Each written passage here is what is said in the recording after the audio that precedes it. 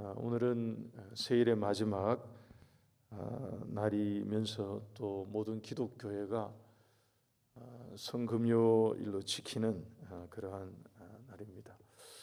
여러분 3주 동안 예배에 참석하시고 또 새벽마다 여러 가지로 수고해 주신 우리 모든 성도님들에게, 섬겨주신 모든 분들에게 진심으로 감사의 말씀을 드립니다. 우리 서로 큰 박수로 한번 감사했으면 좋겠습니다. 수고 많으셨습니다. 오늘 저녁에는 저녁 금요 찬양 집회는 세일의 마침 예배 겸 성금요 예배로 모입니다. 그래서 연중에 교회에 4번 정도 성찬식이 있는데 오늘 저녁에 성찬식도 있고 또 칸탄타도 있고 또 뮤지컬도 있습니다. 모두가 다 함께 오셔서 또 가족들 같이 오셔서 뜻깊은 그런 예배 시간이 되었으면 좋겠습니다.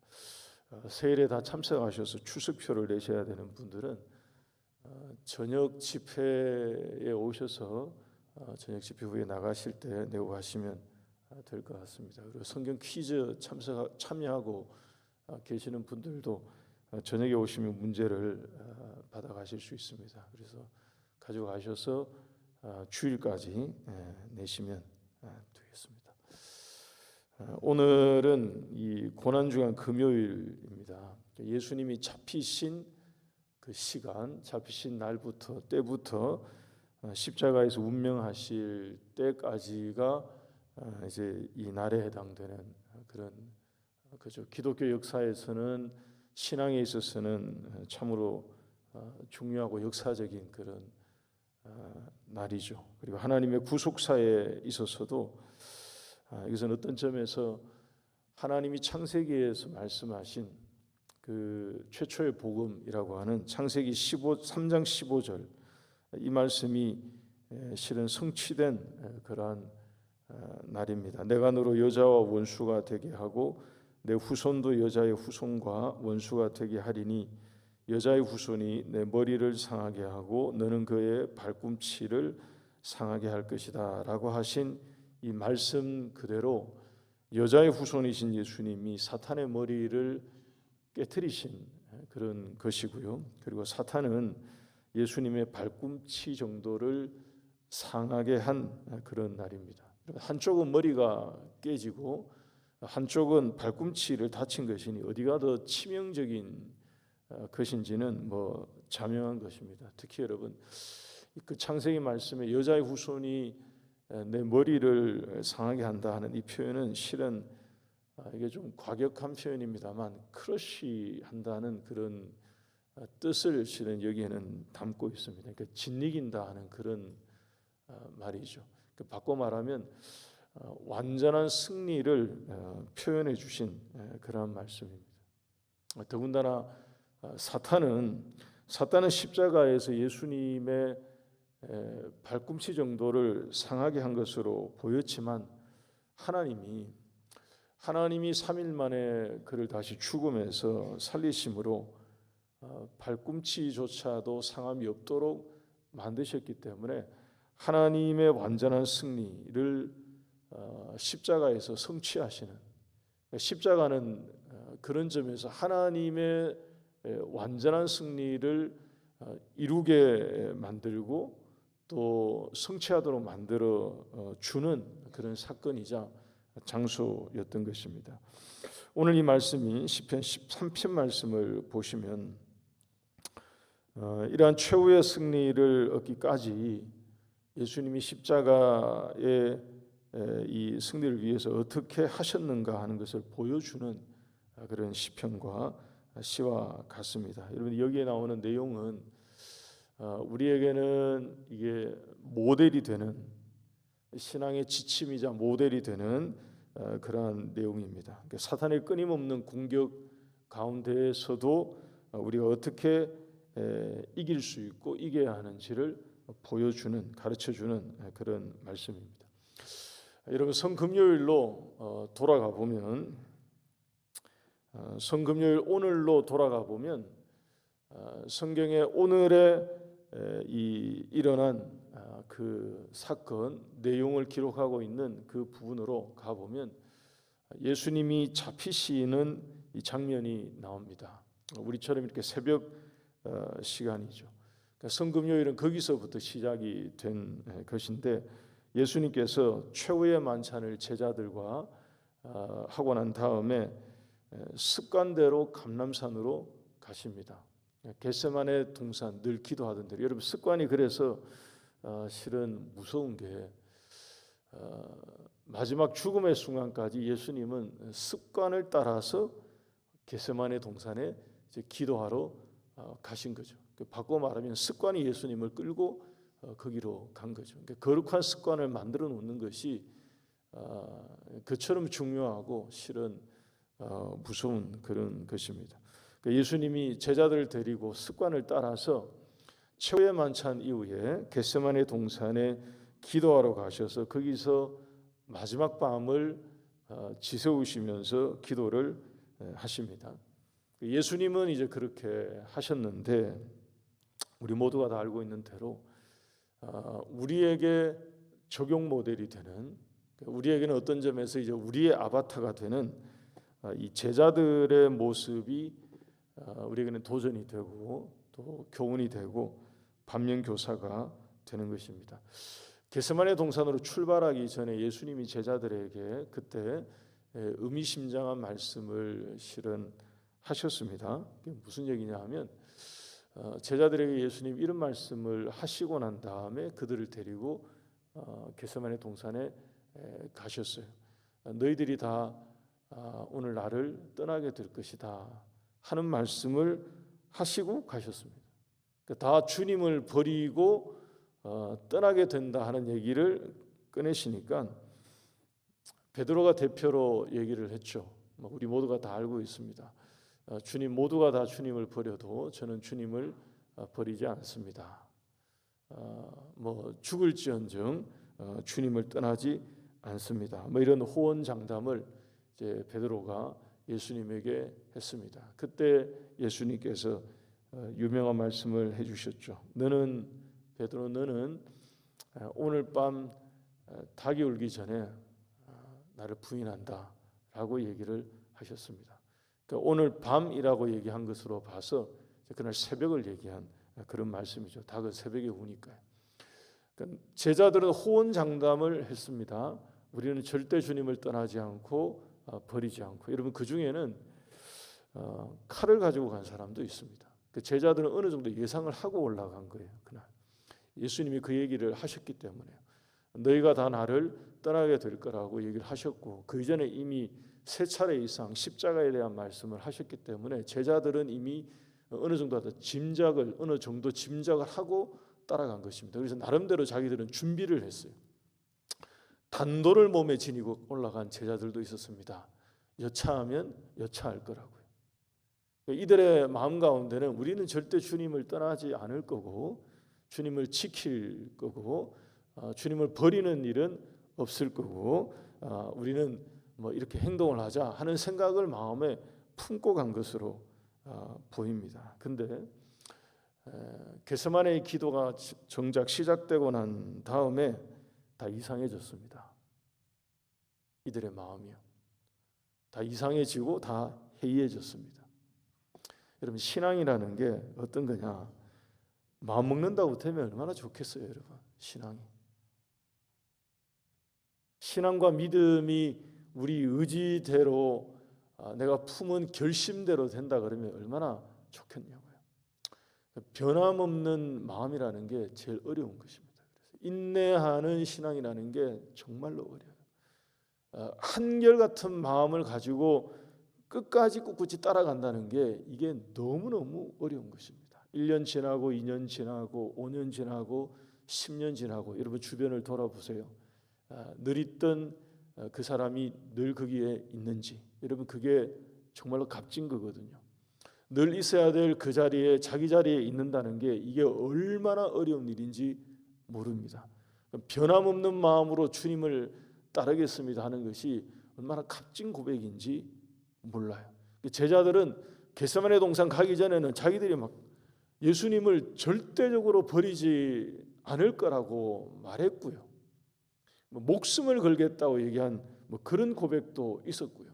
실제로 누가 예수님을 공격하면 내가 칼을 빼겠다고 칼을 차고 숨기고 간 사람도 있었고요. 다 그랬는데 그날 저녁에 올라가서 겟세마네 동산에서 기도가 시작되니까 전부 다 자기 시작합니다. 예수님은 그야말로 번민과 고민과 하나님 앞에 하나님 내가 이 잔을 꼭 마셔야 합니까? 이 잔을 피할 수 있으면 좀 지나가게 해주시면 좋겠습니다. 이 바꿔 말하면 할 수만 있으면 안 마시면 너무너무 좋겠습니다. 그런 얘기죠.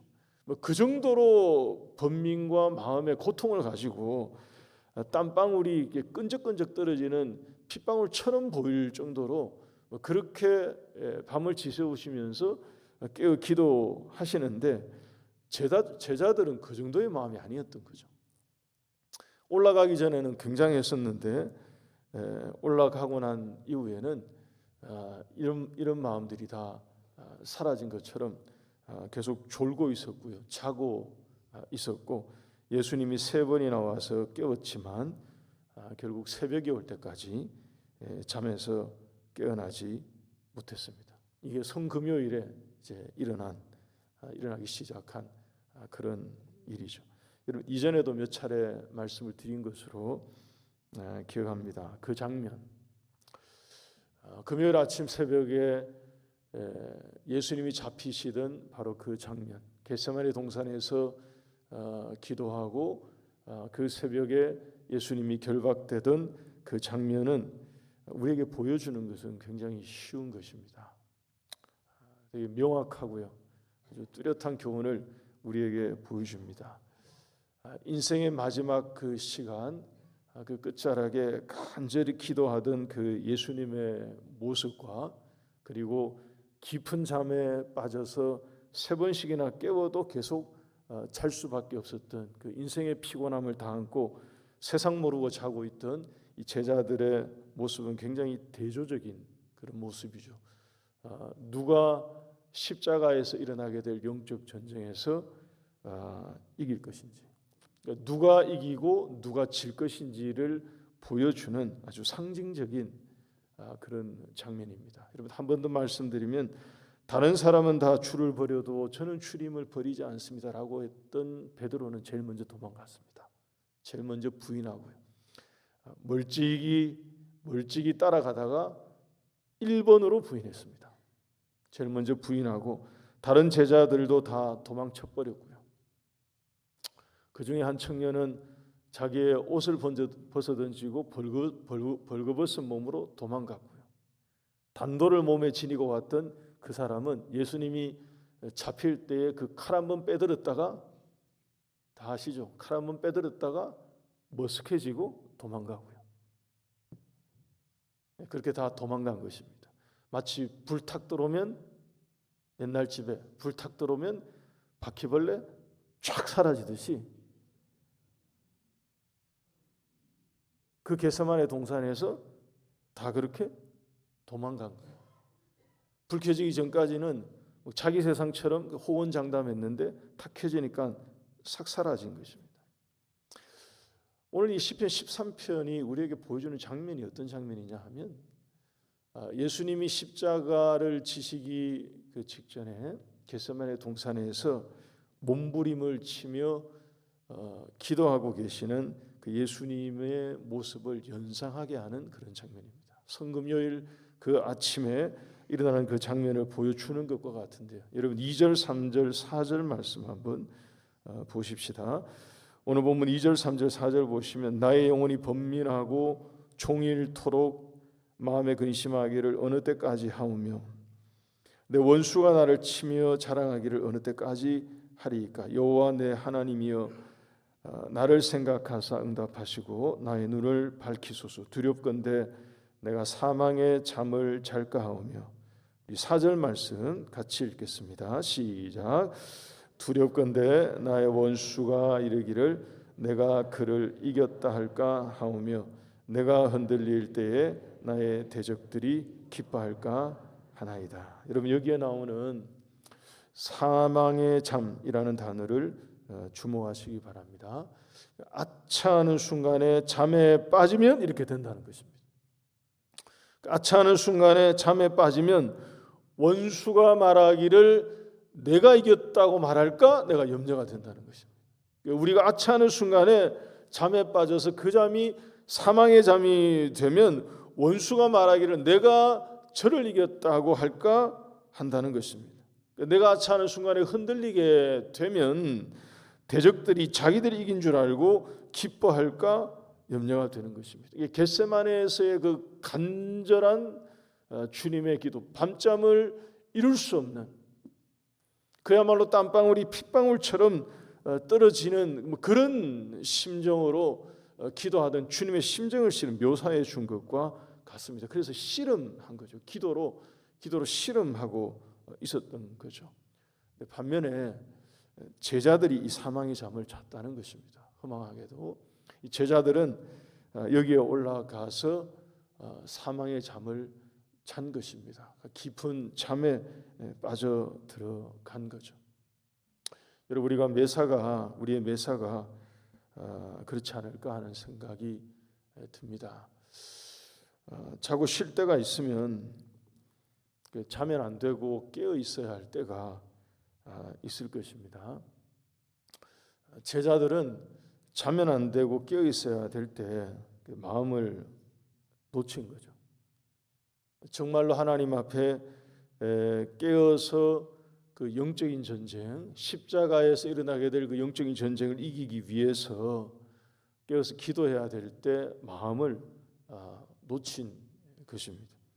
그리고 그 시간이 지나고 난 다음에 예수님이 그들에게 오셔서 말씀하셨죠. 이제는 자고 쉬라라고 말씀하시면서 보라, 때가 이르렀다. 인자가 죄인들의 손에 이제 팔린다라고 말씀을 하실 때는 오히려 이들 마음 가운데 불안이 엄습해서 다 도망치고요. 자고 쉬지 못하고 다 떨고 도망갔던 뭐 이런 거죠. 타이밍이 틀린 그런 것입니다. 이 제자들에게는 사망의 잠이, 그야말로 사망의 잠이 든 것입니다. 그들 모두는 십자가까지 따라가지 못하고요. 도중에 실패를 경험하게 되는 그런 일이 된 거죠. 이런 본문 3절 다시 한번 보십시다. 오늘 본문 3절 다시 보시면 우리에게 이 한 가지가 그래서 필요합니다. 이게 다윗의 기도거든요. 시편 13편은 우리에게 이게 필요합니다. 여호와 내 하나님이여 나를 생각하사 응답하시고 나의 눈을 밝히소서. 하나님 나를 생각하셔서 내게 응답하시고 내 눈을 밝혀 주옵소서. 두렵건대 내가 사망의 잠을 잘까 하오며 4절 말씀 두렵건대 나의 원수가 이르기를 내가 그를 이겼다 할까 합니다. 여러분, 여기서 다윗은 원수가 자신을 공격하는, 대적하는 이런 상황에서 이런 기도가 아니죠, 여러분. 이 3절 4절을 우리가 잘 봐야 되는 게 다윗이 자기가 공격을 당하고 환난을 당하고 대적들이 자기를 힘들게 하는 이런 상황에서 그 상황을 소멸해 주시고 그 문제를 해결해 달라는 기도보다가 하나님이여 나를 생각하사 내게 응답하시되 내 눈을 밝혀 주옵소서 라고 기도한 것입니다. 바꿔 말하면 내 눈이 감기지 않도록 하셔서 사망의 잠을 자지 않도록 나를 깨워달라고 기도한 것입니다. 일반적으로는 하나님 이 문제를 좀 해결해 주시고 저 상황을 좀 해결해 주시고 이렇게 갈 것 같은데 다윗의 이 고백 가운데, 기도 가운데는 이런 기도인 것입니다. 하나님, 원수들이 나를 어렵게 하는 이런 상황에서 하나님이 내 눈을 열어 주셔서, 하나님이 내 눈을 밝혀 주셔서 내가 사망의 잠에 들어가지 않도록 나를 깨워 놓으십시오 라고 기도한 것입니다. 그리고 5절 말씀 같이 보시기 바랍니다. 이것은 다윗이 영적인 이 눈이 열려서 무엇을 보고 알게 되었는지를 우리에게 알려주는 것입니다. 우리 5절 같이 읽겠습니다. 시작. 나는 오직 주의 사랑을 의지하여 사오니 나의 마음은 주의 구원을 기뻐하리이다.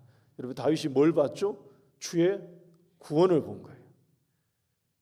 그러니까 눈을 열어서 나로 하여금 잠들지 않도록 해주십시오라고 해서 영적인 눈이 열려지니까 하나님이 자기를 위해서 하나님의 구원을 준비해 놓으신 주의 구원을 보고 기뻐할 것입니다라고 고백한 것입니다.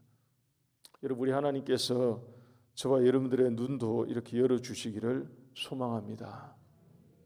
여러분, 구약의 엘리사 시대에 우리 잘 알고 있죠. 아람 군대가 이스라엘을 공격해 오려고 군대를 일으키고 그럴 때 소문이 돌았습니다. 아람 사람들에게. 무슨 소문이 돌았느냐 하면 저 이스라엘에는 참 능력을 가지고 있는 희한한 선지자가 있어서 우리가 여기서 군대를 일으키면 우리의 움직임을 저쪽에서 그냥 다 합니다 라고 보고를 한 거예요. 아람 사람이. 그러니까 아람에 있는 이 군대 장관이 그게 신기했습니다. 대체 누가 그러냐? 그러니까 저쪽에 엘리사가 있는데 엘리사는 우리가 이쪽에서 공격을 하려고 움직임을 보이면 우리의 움직임을 그냥 저쪽에 앉아가지고 자기 방 안에서 다 압니다. 이런 식으로 얘기를 하니까 아람이 군대를 일으켰다가 내려놔요. 그리고 공격의 방향을 바꿉니다. 이스라엘을 치려고 하지 않고요. 엘리사를 제거하겠다라고 바꿉니다. 표적을 바꾼 거죠. 그래서 군대를 끌고 와서 엘리사의 집을 둘러쌉니다. 그때 엘리사의 종이 그것을 보고 두려워하죠. 무서워하죠. 엘리사가 자기의 종을 부릅니다. 두려워하지 말라고. 그러면서 하나님 앞에 자기 종의 눈을 열어달라고 기도하죠. 그때 게하시가 눈이 열려서 본 게 뭐냐 하면 그 둘러싸고 있는 아람 군대를 둘러진치고 있는 하나님의 어마어마한 군대를 본 것입니다. 그러니까 눈을 열어 주니까 상황은 그대로인데 눈을 열어 주니까 하나님이 주시는 놀라운 평안과 용기와 힘과 능력을 공급받게 된 그런 것이죠. 여러분, 오늘 이 시편의 이 말씀이 우리에게 이기는 길을 실은 보여주는 것입니다. 다윗의 이 고백 가운데 우리로 하여금 이 영적 전쟁, 우리를 힘들게 만들고 주눅들게 만들고요, 두렵게 만드는 이 모든 상황, 환경, 사회, 세상, 이 모든 것으로부터 우리로 하여금 이길 수 있는 영적 전쟁에서 이기게 하는 길을 보여주는 것입니다. 여러분, 이 시편이 구조적으로 흐름이 우리에게 보여줘요. 1절, 2절에서는 탄식하는 이 상황이거든요. 근데 여러분 3절, 4절을 보게 되면 기도합니다. 그리고 5절, 6절을 보게 되면 이게 찬송으로 바뀌는 거예요. 화면 보시기 바랍니다. 오늘 요거 딱 기억하고 돌아가시기 바랍니다. 이게 이기는 길이에요. 이기는 길. 우리의 상황이 한탄스럽고 탄식이 일어나고요, 문제가 있고요, 그래서 고통 가운데에 다윗이 3절, 4절에 하나님 앞에 하나님 내 눈을 밝혀주십시오라고 기도하고 내가 사망의 잠에 들어가지 않도록 나를 붙들어 달라고 막 기도하니까 그 다음에 5절, 6절에 와서 승리를 선포하게 되고요, 주의 구원을 내가 기뻐하겠습니다, 주의 구원을 볼 것입니다 라고 말하게 되는 거죠. 여러분, 눈이 감겨있는 분들에게 우리 하나님께서 눈을 열어주시고 잠을 자고 있는 분들이 혹시 계신다면 하나님께서 깨워주셔서 우리에게도 이김을 주시기를 주의 이름으로 축원합니다.